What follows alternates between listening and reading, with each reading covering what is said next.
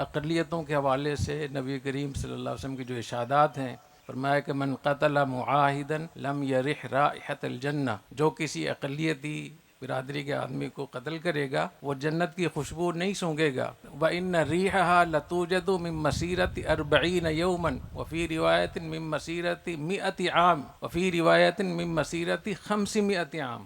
500 سال سے جنت کی خوشبو آتی ہے۔ جو آدمی کسی اقلیت اس کو قتل کرے گا تو وہ جنت کی خوشبو بھی نہیں سونگ سکے گا۔ اور آپ نے ارشاد فرمایا کہ من ظلم معاہدا، جو کسی اقلیتی فرد کو ظلم کرے، او انتقصہ، یا اس کی تحقیر کرے، او کلفہ فوق طاقتی، یا اس کی طاقت سے زیادہ اس سے کام لے، او اخذ شیئا منہ بغیر طیب نفس من، یا زبردستی اس سے کوئی چیز لے لے، فرمایا فانا حجیجہ یوم القیامہ، قیامت کے دن میں اللہ کے دربار میں مدعی ہوں گا اس کے لیے۔ تو اگر عام کسی مسلمان کو آپ تکلیف پہنچاتے ہیں تو رسول اللہ مدعی نہیں ہے، لیکن جو غیر مسلموں کو، جو پاکستان میں رہتے ہیں، ان کو جو نقصان پہنچاتا ہے تو رسول اللہ مدعی ہوں گے۔ اور جب فیصلہ کرنے والا اللہ کی ذات ہو، رسول اللہ مدعی ہو، کون بچا سکتا ہے؟ آپ نے دیکھا کہ یہاں پاکستان میں جس کا جی چاہتا ہے الزام لگا کر، کوئی ہنگامہ کر کے، کوئی بات گھڑ کے کوئی فیس بک پہ ڈال دیتا ہے اور پوری کی پوری بستیاں جلا دی جاتی ہیں۔ کون ذمہ دار ہے اس کا؟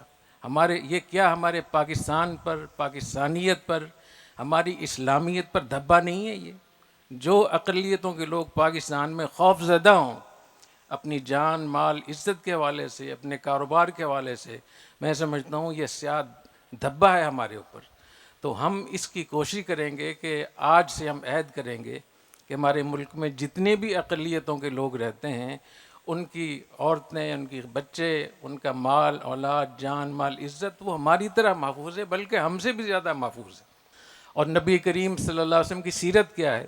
ابو بصرہ غفاری رضی اللہ تعالیٰ عنہ فرماتے ہیں کہ ہمارے علاقے میں قحط آیا، تو ہم جب بالکل بھوک سے مرنے لگے تو سوچا کہ مدینہ چلتے ہیں، وہاں نبی جو ہیں مسلمانوں کے، وہ ہمیں کھانا ضرور کھلائیں گے۔ تو ہم مدینہ آئے، وَنَحْنُ لَا نُرِيدُ الْإِسْلَامَ، اسلام لانے کا ہمارا ارادہ نہیں تھا۔ تو جیسے یہ مدینہ پہنچے تو نبی کریم صلی اللہ علیہ وسلم نے اعلان فرمایا کہ جو مہمان جس کے قریب بیٹھا ہوا ہے وہ اپنے گھر لے جائے، اس کو کھانا کھلائے۔ تو سب لوگ چلے گئے اور مجھے کسی نے ہاتھ نہیں لگایا، کیونکہ میرا قد جو تھا وہ 9 فٹ تھا، لمبا تڑنگا تھا۔ لوگ ڈرے کہ اس کو کون کھلائے گا۔ تو نبی کریم صلی اللہ علیہ وسلم نے میرا ہاتھ پکڑا اور گھر لے گئے۔ اور اس دن آپ کا اور آپ کے گھر والوں کا روزہ بھی تھا، 7 بکریاں تھیں۔ تو آپ نے باندی سے فرمایا کہ جاؤ ان کا دودھ دو کے لاؤ، کیونکہ بہت بھوکے تھے، تو 7 بکریوں کا دودھ پی گئے، اور رسول اللہ اور آپ کا گھر وہ بھوکا رہا، کیونکہ بہت زیادہ دودھ پی لیا تھا۔ تو رات میں ان کو اسہال ہو گئے، موشن ہو گئے، اور پورا کپڑا اور بستر سارے خراب ہو گئے۔ تو ابو بصرہ غفاری کہتے ہیں کہ نبی کریم صلی اللہ علیہ وسلم کو رات ہی میں اس کا علم ہو گیا کہ میری یہ حالت ہے۔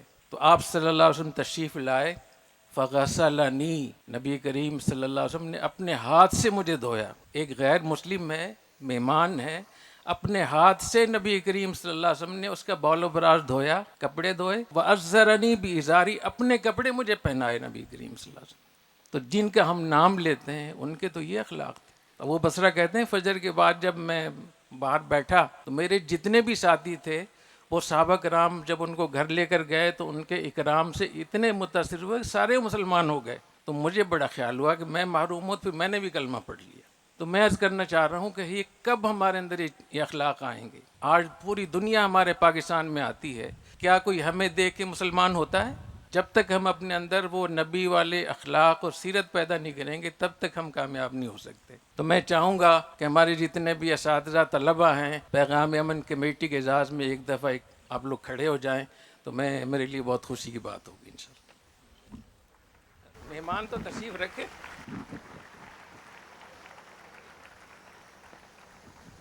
جزاکم اللہ، بہت شکریہ۔ مجھے مفتی محمد صاحب نے بتایا کہ طلباء نے ہاتھ کھڑے کر کے آج وعدہ کیا ہے کہ انشاءاللہ ہم مہمانوں کا اکرام کریں گے، تو بہت شکریہ۔